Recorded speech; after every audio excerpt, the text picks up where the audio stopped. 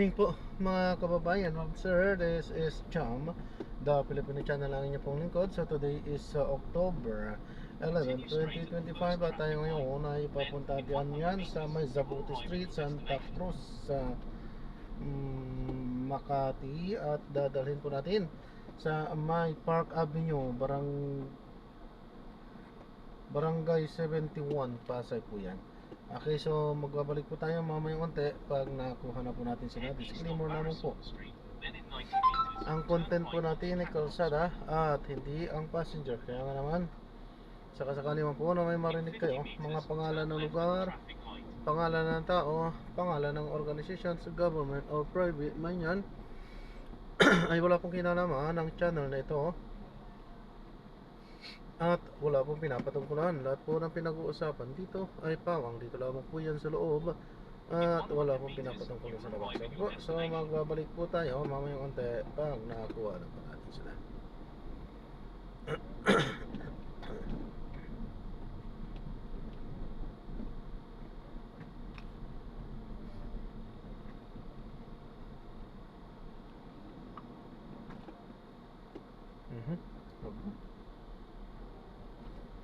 Yan, manatili tayong nakaplay at makinig ng mga nagbabagong balita at mga talakayan.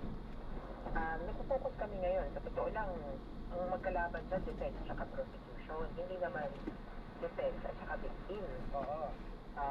No yun na. So kami, medyo on the side lang kami at nag-focus sa application of victim.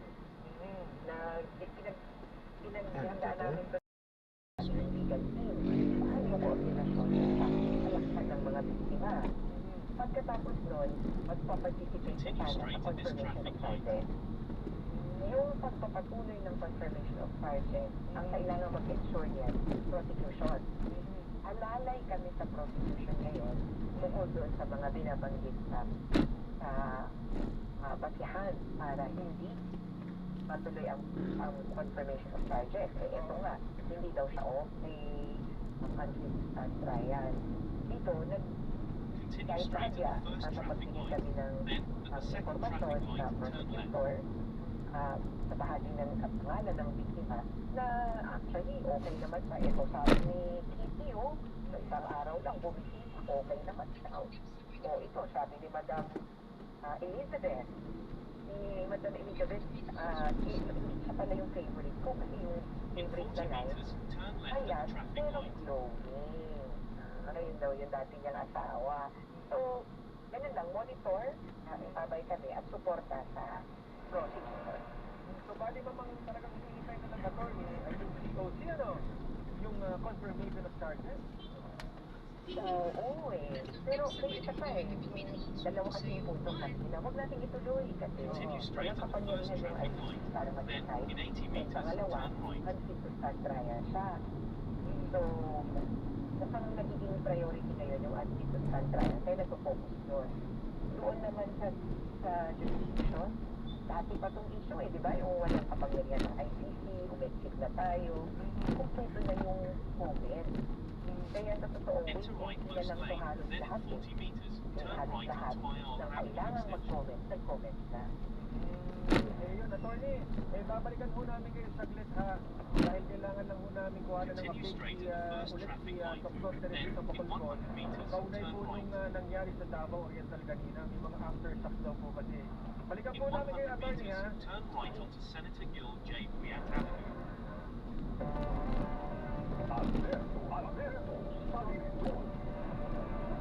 Enter right most lane, then in 90 meters, turn right. Balikan ho natin si Dr. Teresita Pacolcol ng PIVOC. Kaugnay po nung 5.8 na lindol sa Manay, Davao Oriental. May mga aftershocks daw naramdaman doon. Good evening po ulit, Director Jeff Caparas po. Yes po, sir. This is Tony. Oo, sir. Kamusta ho yan sa Manay, Davao Oriental, sir? May mga aftershocks daw naitala. Continue on Senator Gil J. Briat Avenue for 2 kilometers. kilometers. Earlier, below the 5.8, pero as we get more information, nasa 5.5 na po ito. So ano pa Nasa 5.5 po yung aftershock natin. 5.5. ang intensity po ng aftershock. Yes, sir. This traffic. Hello, sir. Yung intensity 3, yung reported intensity natin na pinakamataas, intensity 3. Oo. Saan po ang pinaka-sentro po nito? Again, ang epicenter po nito is 62 kilometers south, 85 east of Manay, Davao Oriental. So, earlier, 5.8, but naging 5.5 na po ito. So, bumaba yung magnitude and the intensity, pinakamataas na reported intensity so far is intensity 3. So ano po mga inaasahan pa ho natin, Director? Okay, we would expect aftershocks in the next few days or few weeks. But again, sinasabi natin, humihina naman po yan habang matagal. So patuloy po nararamdaman pa ito? Yes, you're right. It was not that intensity sa may Mati. And yung paalala sa mga kababayan na medyo maramdaman pa ito yung mga aftershocks. So they really have to prepare and they have to watch out for aftershocks. So kapag may malakas na aftershocks, they go na sa cover and go. Ayun, kami po hihingi pa ho sa inyo ng ibang update ha, Director, kung sakasali po ha. Maraming salamat po, sir. Yes, no problem. Yes, maraming salamat din po. Yun. Ay, balikan na po natin si Attorney Conte. Ay, Attorney, dyan pa po kayo? Attorney? Hello? Ay, Attorney, pasensya na po ha. At 6:27 Okay lang. po, kakapangyari lang. Talaga naman pong sunod-sunod din doon sa ating bansa, Attorney. Anyway po, Oo nga, yanig ang buhay nating lahat. oo nga po. Yung patungkol po dyan sa ICC, kailan ho kaya tayo mayayanig ulit? Yung COC, yung Confirmation of Charge. Mga ilang buwan pa Ako, palagay ko, magbilang tayo mula September, between 6 months to 1 year. Continue straight in this Aabutin traffic pa ho line. talagang 2026. Aabutin. Kasi napasok na tayo, nasalang na tayo dun sa pag-appoint ng expert. Kasi nga daw, unfit to stand trial. Hindi ang kailangan magsabi niyan, eksperto talaga. So, syempre, pagtatalunan, expert ka ba? Sino ka sa field na ito? Aabutin niya ng ilang buwan, magbe-break pa for Pasko. Itong ICC. Opo. January 17 yata ang balik na.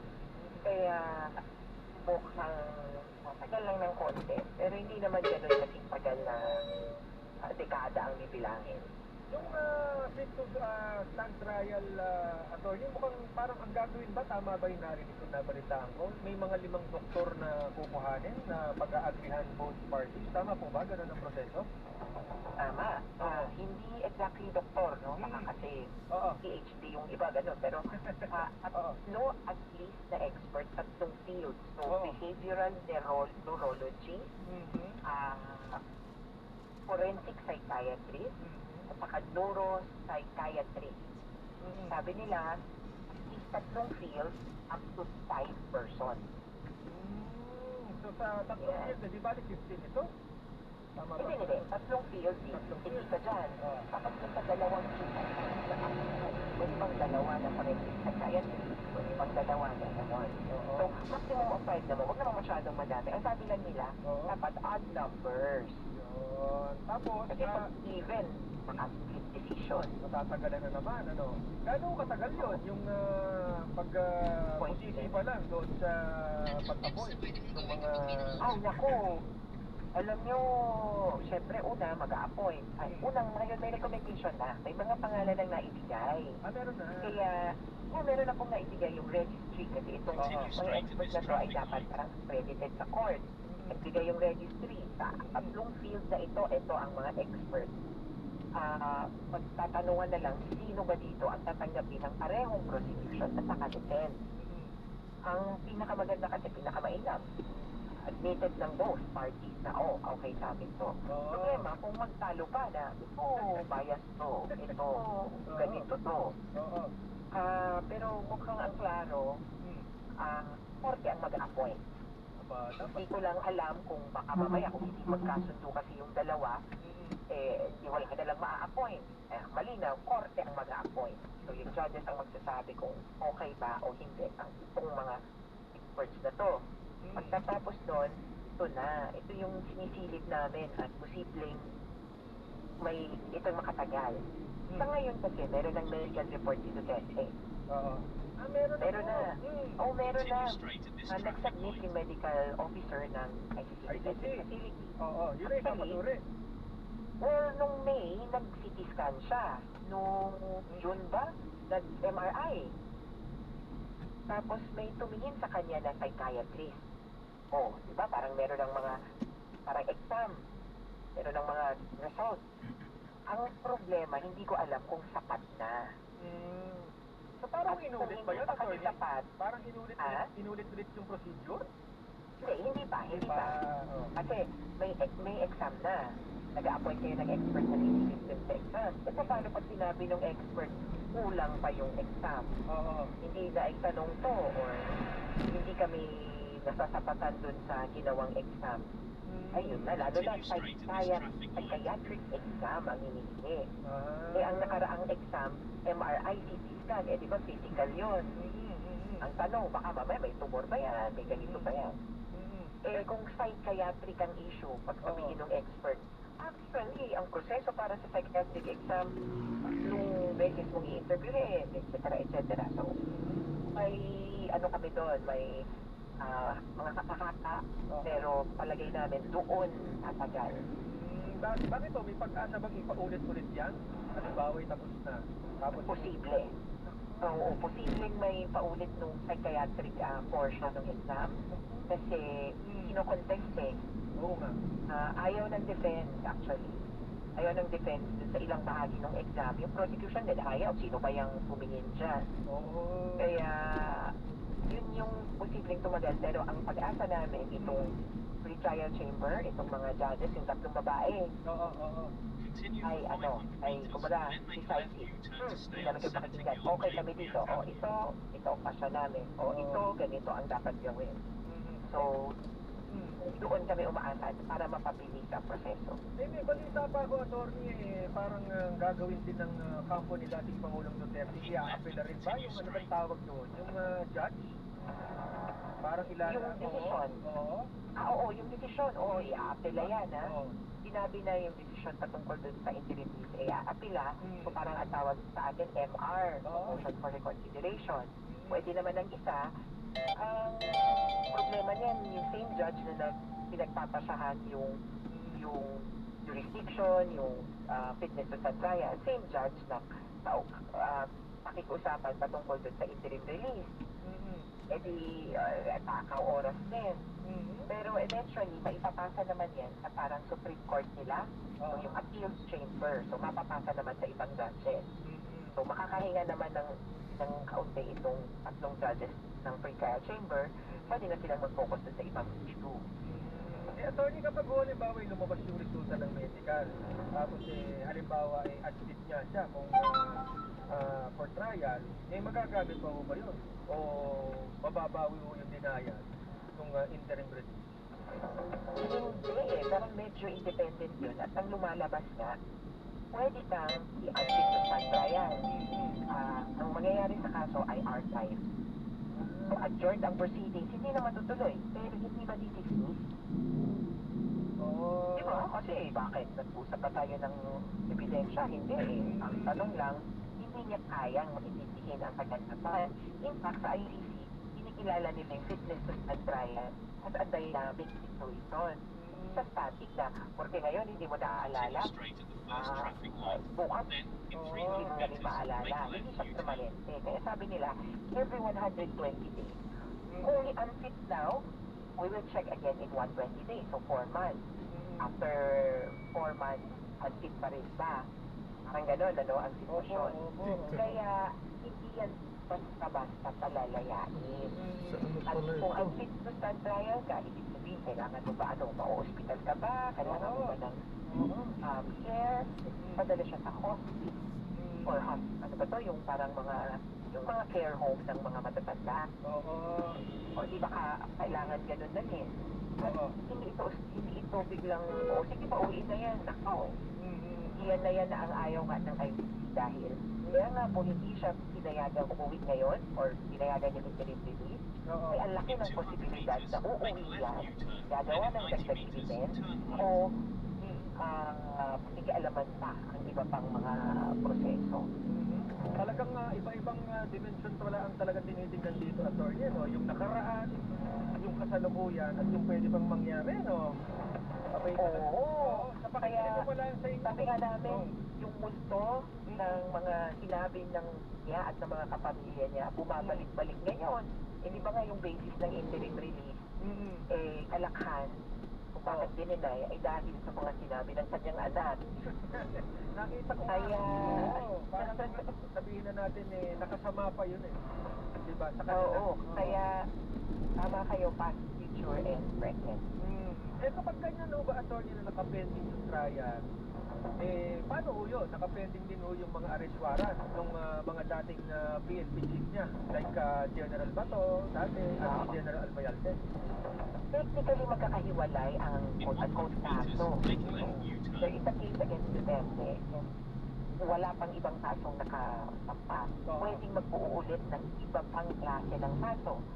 At ang sabi nga ng pag-aaral namin dun sa ICC, merong nauuna at hindi matatali yung ICC na ito lang ang kaso. Ang experience, merong mahuhuli na ipapile up to 6 accused thereabouts ang sinasampahan ng kaso sa loob ng isang investigation or sa loob ng isang situation. Kaya 6 people, sabihin na natin, pwede pang suhan ng warrant of arrest.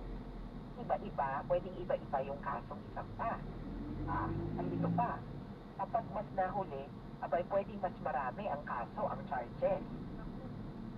Kasi mas nagkakaroon ng panahon para isipin, para aralin.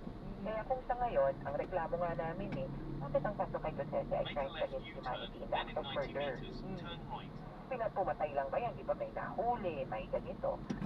Yung dagdag na mga krimen ay posibleng masapok ng dagdag na warrant of arrest sa ibang tao.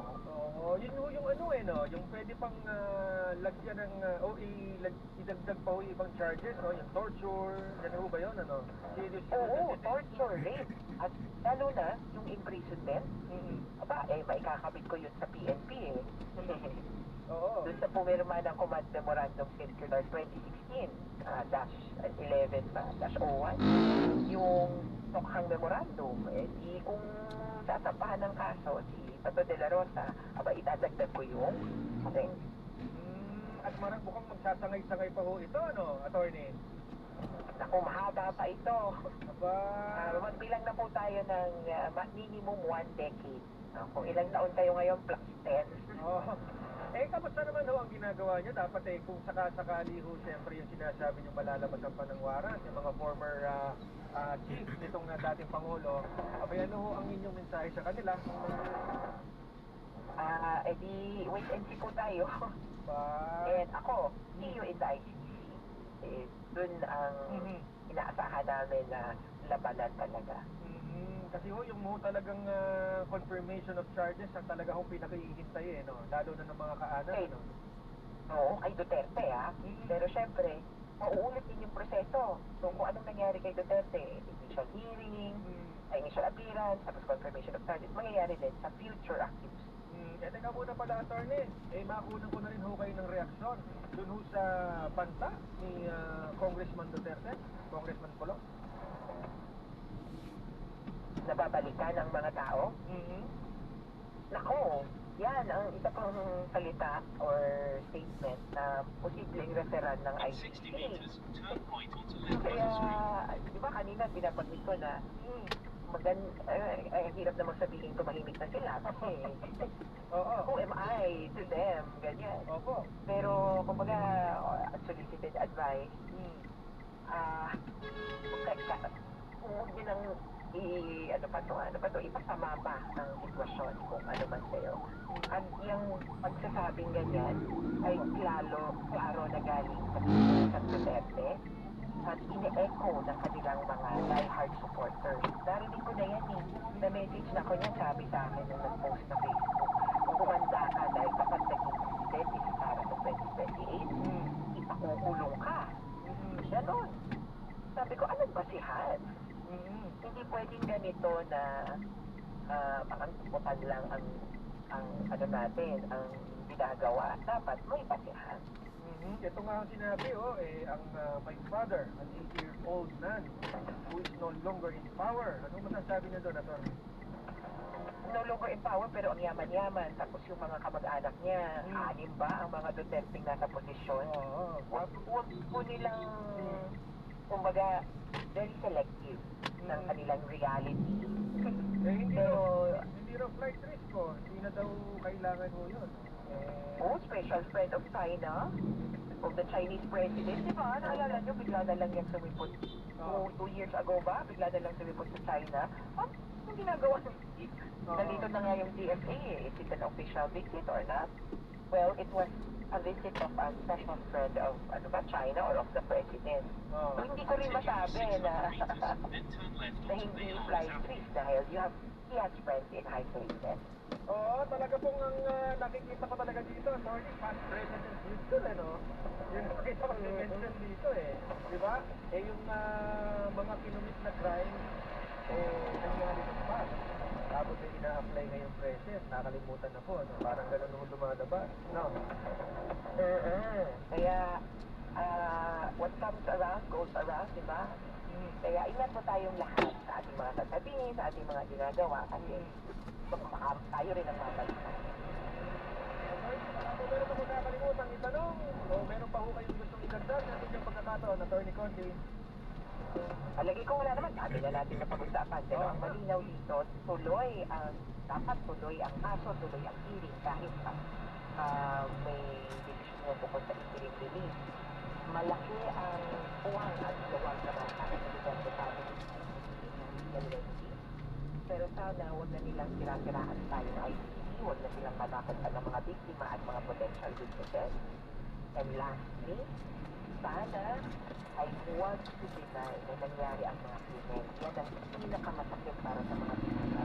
Kapag sila, meron na talagang namatay, meron pa talagang 30,000. Huwag na po masyadong magpaang-paangan dahil ito na sa kalat at ang pagkalasayin. Maraming salamat po sa inyong oras. Attorney Maria Cristina Conti, balik na po kayo sa tayo. Pinalabas na ako. Salamat din po. Ano ba yung binabasa mo? Baka mabasa ko na yun. Management of International Law by Mark Rumpel. Balik na lang ako sa mga...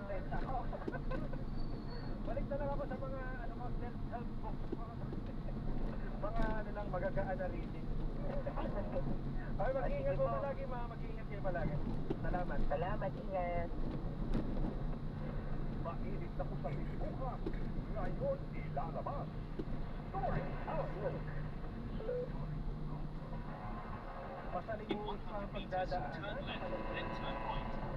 Talagang mag-aantay pa tayo, no? Pero sabi nga ng mga kamag-anak, ay, what's the time, yung palang hindi pagpayag doon sa interim release, kino-consider na nilang panalo, no? Paunti-unti. Pero siyempre, ang pinaka-panalo ay kapag dumating tayo doon sa confirmation of charges, yun na nga, ang dami-dami yung mga reactions dyan, Tingnan ho natin yung mga nasa ating live stream, nasa 2,744 million.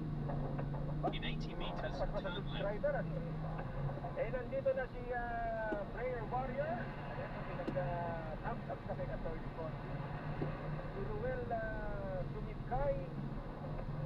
Nandito na rin, nag-react. Tapos ang sabi niya, Attorney, di naman alam yung guilt is personal, diba? Ay, si Iking nandito rin.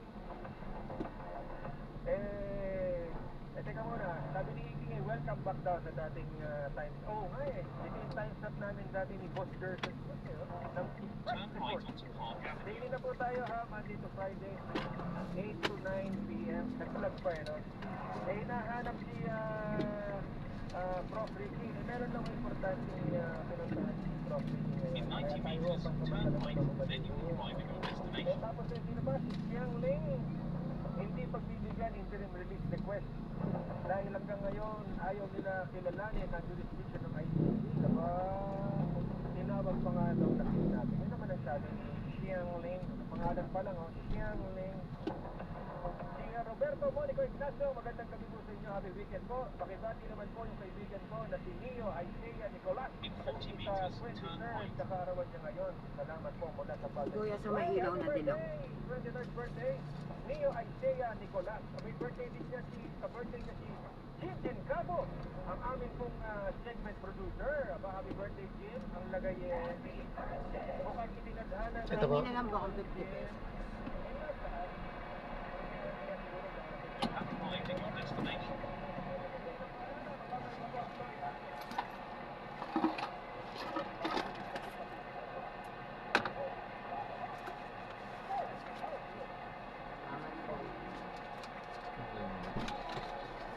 Yes po.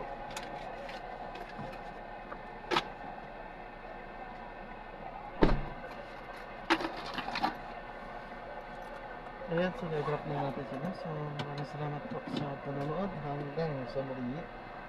Ingat po at God bless. Paalam po muna pa samantala tayo ay gagawa na ng ibang video sa ating susunod na mission. Paalam po.